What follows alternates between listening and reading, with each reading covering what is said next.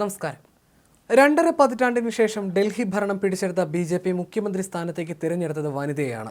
ദിവസങ്ങൾ നീണ്ട അനിശ്ചിതത്വത്തിനൊടുവിൽ രേഖ ഗുപ്തയെ മുഖ്യമന്ത്രി സ്ഥാനത്തേക്ക് RSS നിർദ്ദേശിച്ചതോടെയാണ് നറുക്ക് വീണത്.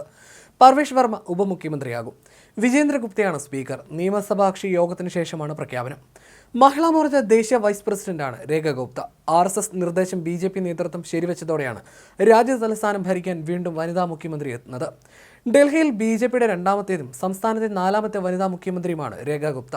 ഭരണത്തിലിരുന്ന കാലയളവിൽ ഏറ്റവും ഒടുവിൽ ബി.ജെ.പിയുടെ മുഖ്യമന്ത്രിയും വനിതയായിരുന്നു. 52 ദിവസം മാത്രം ഭരിച്ച സുഷമ സ്വരാജാണ് ആ പദവിയിലിരുന്ന വ്യക്തി. ഡൽഹി ഭരിച്ച ആദ്യ വനിതാ മുഖ്യമന്ത്രി എന്ന നേട്ടവും സുഷമ സ്വരാജിനായിരുന്നു. വർഷങ്ങൾക്ക് ശേഷം ഭരണത്തിൽ തിരിച്ചെത്തുമ്പോൾ വനിതയെ തന്നെ ബി.ജെ.പി. പരിഗണിക്കുകയായിരുന്നു.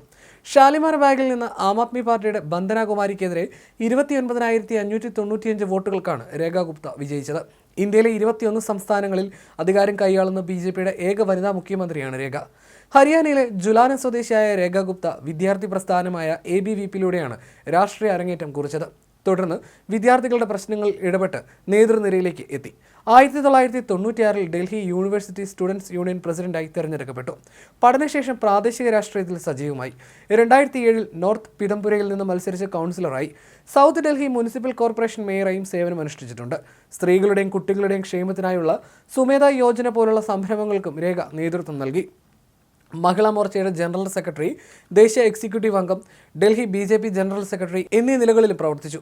അരവിന്ദ് കെജ്രിവാളിനെ പരാജയപ്പെടുത്തിയ പർവേഷ് വർമ്മയെ തള്ളി ഡൽഹിയുടെ താക്കോൽ രേഖ ഗുപ്തയുടെ കയ്യിൽ ബി.ജെ.പി. കേന്ദ്ര നേതൃത്വം ഏൽപ്പിക്കുമ്പോൾ അതിന് വലിയ രാഷ്ട്രീയ മാനങ്ങളുണ്ട്.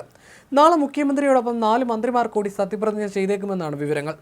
ഡൽഹി മുൻ മുഖ്യമന്ത്രി സാഹിബ് സിംഗ് വർമ്മയുടെ മകൻ പർവേഷ് വർമ്മയായിരുന്നു മുഖ്യമന്ത്രി സ്ഥാനത്തേക്ക് എത്താൻ ഏറ്റവും കൂടുതൽ സാധ്യത കൽപ്പിച്ചിരുന്നതെങ്കിലും ഉപമുഖ്യമന്ത്രി സ്ഥാനമാണ് ലഭിച്ചത്.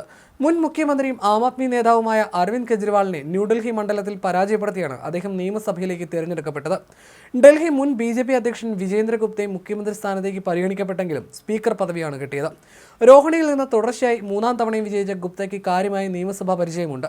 മുമ്പ് ഡൽഹി നിയമസഭയിൽ പ്രതിപക്ഷ നേതാവായി സേവനമനുഷ്ഠിച്ച അദ്ദേഹം അരവിന്ദ് കെജ്രിവാളിന്റെ AAP-യുടെ നയങ്ങൾക്കെതിരെ ശക്തമായി പ്രതിരോധം തീർത്തിരുന്നു. പുതിയ ഡൽഹി സർക്കാർ നാളെ രാവിലെ 11-ന് രാംലീല മൈതാനത്ത് സത്യപ്രതിജ്ഞ ചെയ്ത് അധികാരത്തിലേറുമെന്ന് ബി.ജെ.പി. അറിയിച്ചിട്ടുണ്ട്. 4 നൂറ്റാണ്ടിന് ശേഷമുള്ള അധികാരത്തിലേക്കുള്ള തിരിച്ചുവരവ് വമ്പൻ ആഘോഷമാക്കാൻ തന്നെയാണ് ബി.ജെ.പിയുടെ തീരുമാനം. ബി.ജെ.പി. ആസ്ഥാനത്ത് ചേർന്ന യോഗത്തിൽ സത്യപ്രതിജ്ഞാ ചടങ്ങിന്റെ ഏകോപന ചുമതല ജനറൽ സെക്രട്ടറിമാരായ തരുൺ ചുഗിനും വിനോദ് താവ്ഡേക്കും നൽകി. പ്രധാനമന്ത്രി നരേന്ദ്രമോദിക്കൊപ്പം ബി.ജെ.പി. ഭരിക്കുന്ന സംസ്ഥാനങ്ങളിലെ മുഖ്യമന്ത്രിമാരും കേന്ദ്രമന്ത്രിമാരും ചടങ്ങിൽ അണിനിരക്കും. NDA നേതാക്കൾ, സംസ്ഥാന മുഖ്യമന്ത്രിമാർ, വ്യവസായ പ്രമുഖർ, സിനിമാ താരങ്ങൾ തുടങ്ങി ഒട്ടേറെ പേരും സത്യപ്രതിജ്ഞാ ചടങ്ങിൽ പങ്കെടുക്കുമെന്നാണ് വിവരം. ഡൽഹിയിലെ ചേരി നിവാസികളെയും ചടങ്ങിലേക്ക് ക്ഷണിച്ചിട്ടുണ്ട്. രേഖ ഗുപ്തയെ തിരഞ്ഞെടുത്തതോടെ ഇനി സ്പീക്കർ, ക്യാബിനറ്റ് മന്ത്രിമാർ എന്നിവരുടെ കാര്യത്തിലും വൈകാതെ തീരുമാനമുണ്ടാകും.